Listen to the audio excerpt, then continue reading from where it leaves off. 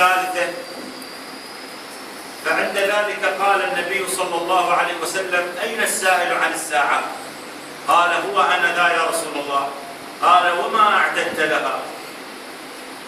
هذا السؤال من النبي صلى الله عليه وسلم يحثنا ويعلم ذلك الرجل ويعلمنا جميعا أن الإنسان بدل أن يسأل عن الساعة ومتى تقوم الساعة يسأل نفسه ماذا أعد لساعته،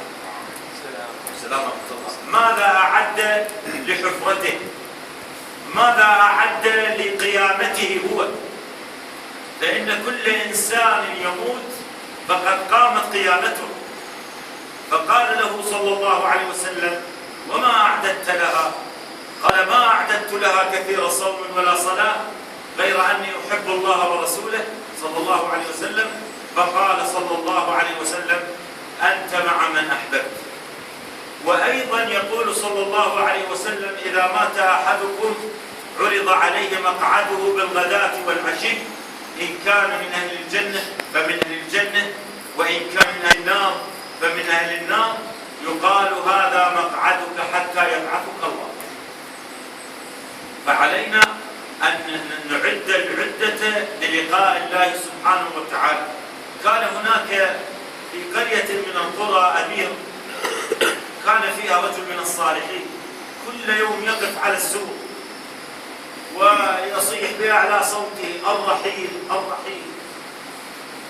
إلى أن يوم من الأيام فقد صوت ذلك الرجل، فقال الأمير: أين ذلك الرجل الذي كان يصيح كل يوم الرحيل الرحيل؟ فقيل له: قد مات. فبكى ذاك الأمير وقال: ما زال يلهج بالرحيل وذكره حتى أناخ ببابه الجمال، فأصابه متيدرا متشمرا ذا أهبة لم تلهه الآمال. فلا بد لنا أن نذكر الموت كل يوم، نتذكر ساعة اللقاء، نذهب نزور المقابر كما قال صلى الله عليه وسلم: كنت قد نهيتكم عن زيارة القبور ألا فزوروها فإنها تذكر الآخرة. لا بد أن نتذكر، لأن القلوب تقسو بحب الدنيا، وتقسو بالذنوب، وتقسو بالمعاصي، وإن أبعد القلوب من الله القلب القاسي. والله تعالى يقول: فويل للقاسية قلوبهم من ذكر الله. ولما جاء رجل إلى النبي صلى الله عليه وسلم يشكو إليه قسوة قلبه، فقال له صلى الله عليه وسلم: زر القبور واغسل الموتى، فإن معالجة جسد ميت موعظة بليغة.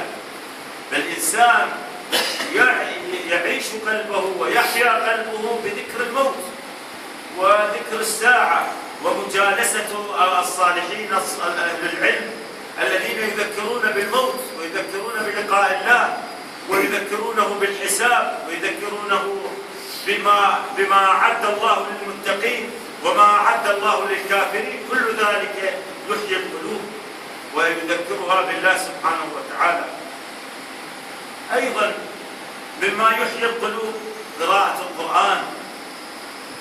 لا نقرأه كما يقول الإمام سفيان الثوري أو الحسن البصري رضي الله عن الجميع، يقول: اقرأوا القرآن بترسل، يعني بتمهل، حركوا به القلوب، ولا تنثروه نثر الدقل ولا كقراءة الشعر.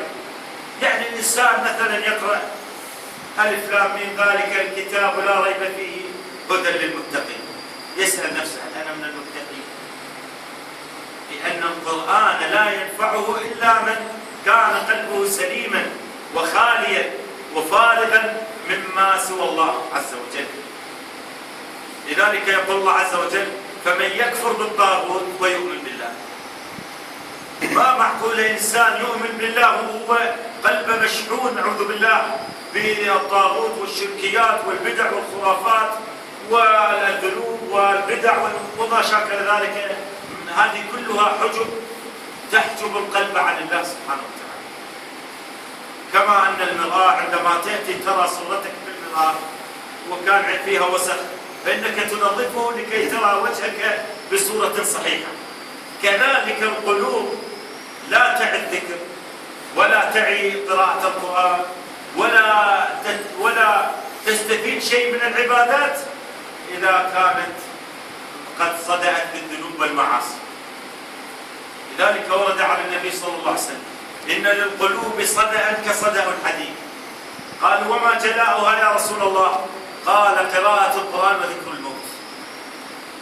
فهذه كلها ترطب القلوب يعني وتذكرها بالله. ليش الآن قسوة القلوب؟ ليش الآن تجد يعني وكأننا يعني لسنا ببلد إسلام ولا؟ ليش؟ لأن القلوب ابتعدت عن الله سبحانه وتعالى وغزاها الأعداء. واحنا فتحنا الأبواب للأعداء. الأعداء ما يبطلون الكيد. الأعداء منذ بعث النبي صلى الله عليه وسلم وإلى أن يرث الله الأرض ومن عليها. فالأعداء لا يستكينون لحظة واحدة من الكيد والتدمير للإسلام وللمسلمين. كما قال تعالى: لا يزالون يقاتلونكم حتى يردوكم عن دينكم إن استطاعوا. لكن هل تهزم أمة تمسكت بلا إله إلا الله؟ هل تهزم أمة حققت لا إله إلا الله قولا وعملا وصحة واعتقادا وتوحيدا لله سبحانه وتعالى وعدم الشرك به وعدم اتخاذ الأنداد من دون الله سبحانه وتعالى؟ هل تهزم أمة جعلت من دينها وعقيدتها الإيمان بالله وملائكته وكتبه ورسله واليوم الآخر والقدر خيره وشره؟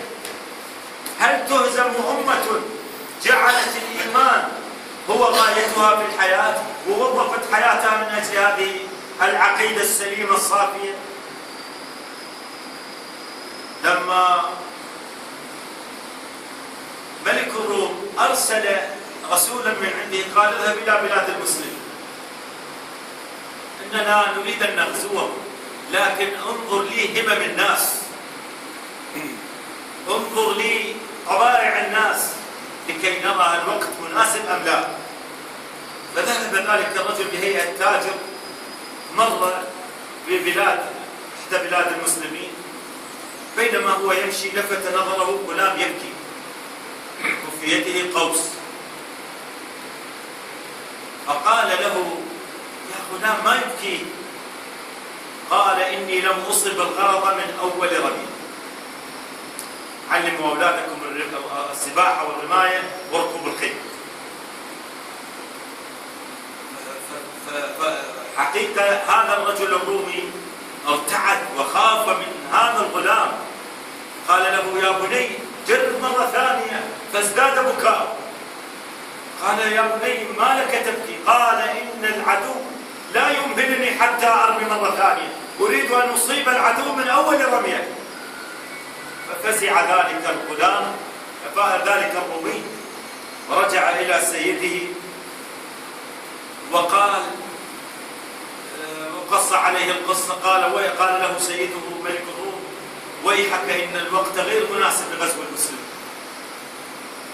فعند ذلك وبعد فترة، بعد أن ضيع المسلمون واختلطوا بالأمم الأخرى وكأس وغاني حاشاكم ومنكرات ما أنزل الله بها من سلطان حاشاكم وكذا وكذا، أصاب المسلمين وهن، وكما قال عليه الصلاة والسلام: حب الدنيا وكراهية الموت. عند ذلك أرسل ملك الروم رسولا آخر إلى بلاد المسلمين. قدر الله هذا الرجل رأى شابا يبكي، فقال له: ما يبكي؟ قال: إن صديقتي وعدتني أن لا تأخذ فلان، وأعطتني على ذلك عهودا ومواثيق، وبالأمس رأيتها معه وقد تركتني وذهبت إليه، فأنا أبكي لذلك. فرح ذلك العدو ورجع إلى سيده وقال له وقص عليه القصة. فقال ملك الروم: الآن آن لنا أن نغزو بلاد المسلمين، فعلينا أن نتفطن لكيد الأعداء. إحنا أعداء والله ما يريدون الموت مسلمين، والله ما يريدون الخير، والله يكيفون إذا سوينا بدعة بالدين ما أنزل الله بها من سلطان، يفرحون إذا إحنا تنازلنا عن ديننا، يفرحون إذا إحنا أشركنا بالله حاشاكم بالله سبحانه وتعالى. يفرحون إذا صار بنا قطيعة رحم، صار عندنا أكل ربا، صار عندنا أكل حرام، صار عندنا لعن، صار عندنا غيبة، صار عندنا بهتان، صار عندنا إفك، صار عندنا قتل، صار عندنا دماء. والله يشمتون بنا كما قال تعالى: إن تمسسكم حسنة تسؤهم وإن تصبكم مصيبة يقولوا قد أخذنا أمرنا من قبل. أخذنا احتياطاتنا، قد أخذنا أمرنا من قبل، ويتولوا وهم فرحون. ووالله أعداء الله عز وجل من مجوس وروافض وأمريكان ويهود ونصارى، كل البلاد اجتمعت على ضد الإسلام والمسلمين، كما قال عليه الصلاة والسلام: يوشك أن تتداعى عليكم الأمم كما تداعى الأكلة على قصعتها. قالوا: ومن قلة نحن يومئذ يا رسول الله؟ قال عليه الصلاة والسلام: أنتم يومئذ كثير ولكنكم غثاء كغثاء السيل، ولينزعن الله من صدور عدوكم المهابة منكم وليقذفن في قلوبكم الوهن. قالوا: وما الوهن يا رسول الله؟ قال: حب الدنيا وكراهية الموت. فعلينا أن نطبق حديث النبي صلى الله عليه وسلم لما استشهد جعفر رضي الله عنه، قال صلى الله عليه وسلم: اصنعوا لآل جعفر طعاما فقد أتاهم ما يشغلهم. فأقرباء الميت وجيران الميت يصنعون الطعام لأهل الميت، وكما يقول العلماء، ويحاولون يتلطفون معهم في الكلام لكي يجبروا خاطرهم بما أصابهم. لأنك إذا أحييت سنة من سنن النبي صلى الله عليه وسلم، يقول عليه الصلاة والسلام: من أحيا سنة قد أميتت بعدي فله أجر 100 شهيد، أو كما قال صلى الله عليه وسلم. والحديث رواه الإمام الشاطبي في كتاب الاعتصام. فعلينا أن نعود إلى سنة النبي صلى الله عليه وسلم، كما يقول العرباض بن سارية رضي الله عنه: وعظنا رسول الله صلى الله عليه وسلم موعظة بليغة وجلت منها القلوب وذرفت منها العيون، فقلنا: يا رسول الله كأنها موعظة مودع فأوصنا. فقال صلى الله عليه وسلم: أوصيكم بالسمع والطاعة وإن تأمر عليكم عبد، فإنه من يعش منكم بعدي فسيرى اختلافا كثيرا، فعليكم بسنتي وسنة الخلفاء الراشدين المهديين من بعدي، تمسكوا بها وعضوا عليها بالنواجذ، وإياكم ومحدثات الأمور، فإن كل محدثة بدعة وكل بدعة ضلالة.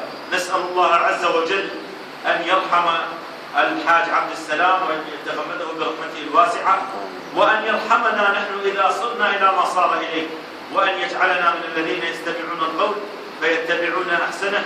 هذا والله أعلم، وصلى الله على سيدنا محمد وعلى آله وصحبه أجمعين.